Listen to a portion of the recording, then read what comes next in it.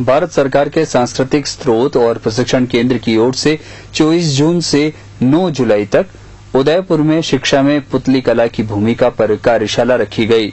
ये कार्यशाला कल संपन्न हो जाएगी। इसमें 12 राज्यों के 69 प्राइमरी स्कूल के शिक्षकों ने भाग लिया।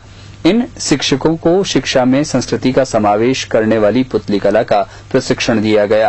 क्षेत्रीय अधिकारी आफ्ताब हुसैन ने बताया कि सीसीईआरटी की ओर से निरंतर इस तरह के प्रशिक्षण कार्यक्रम आयोजित किए जाते हैं, जिससे बच्चों को बेहतर वातावरण में शिक्षा के साथ संस्कृति से भी रूबरू करवाया जा सके। इस प्रशिक्षण में भाग लेने आए शिक्षकों ने अपने द्वारा बनाई गई पुतली कला का प्रदर्शन भी किया, जो बच्चों को खासा रास आया। गुजरात के एक शिक्षक ने प्रधानमंत्री नरेंद्र मोदी के भाषण को बताया, तो वहीं बेटियों को पढ़ाने पर जोर देने वाली पुतली कला भी बताई। बहनों, आज मैं यहाँ से आपको विश्वास देता हूँ कि पूरे स्कूल में सभी सुविधाएं होगी। इसके साथ हमारे बच्चे खेलेंगे, नाचेंगे, झूमेंगे, गाएंगे, क्योंकि मैं गुजरात का ऋणी हूँ। इस गुजरात ने मुझे बहुत बड़ा ऋण चुकाना है। गुजरात के बच्चों को मुझसे बहुत प्यार है। नमस्कार भाइयों बहनों, नमस्कार।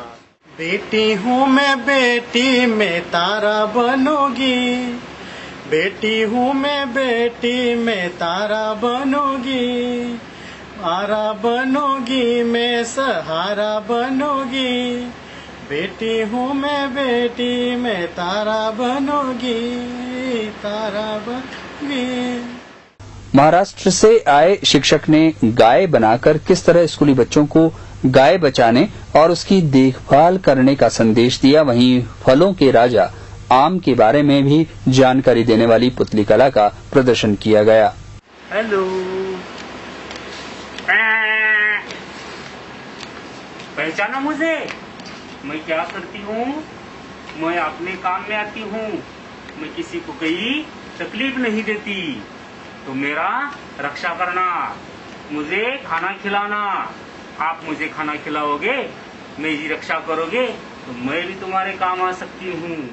मुझे तो कोई नहीं, कौन पहचानता नहीं। मैं हूँ फलों का राजा आम।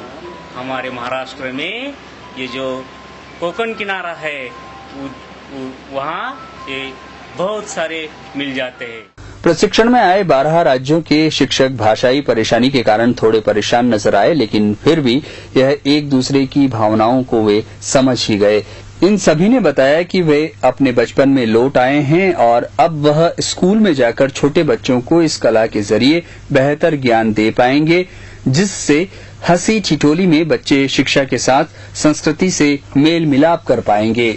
सीसीईआरटी की ट्रेनिंग दरमियान हमने अलग अलग विभिन्न प्रकार की पुतलियाँ सीखी है, जैसे कि उंगली पपेट, रॉक पपेट, अलग अलग प्रकार की ग्लोव्स पपेट। तो इन सब से एक तो बचपन लौट आया, पहले तो बहुत मज़ा आ गया, नया सीखने को मिला। और इससे क्या होगा, तो इससे जो हमारा जो विषय वस्तु का कंटेंट होता है ना, वो कंटेंट बच्चे अच्छी तरह से सरलता से समझेंगे और इसी कारण बच्चों की सृजनात्मकता बढ़ेगी, ये श्योर है। दूसरे उसके साथ साथ एक बात और है कि विषय में रस और ध्यान केंद्रिता बढ़ेगी।